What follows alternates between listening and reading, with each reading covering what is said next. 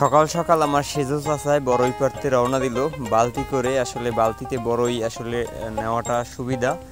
আর বড়ইগুলো আসলে তার বড়ইগুলো একটু স্পেশাল।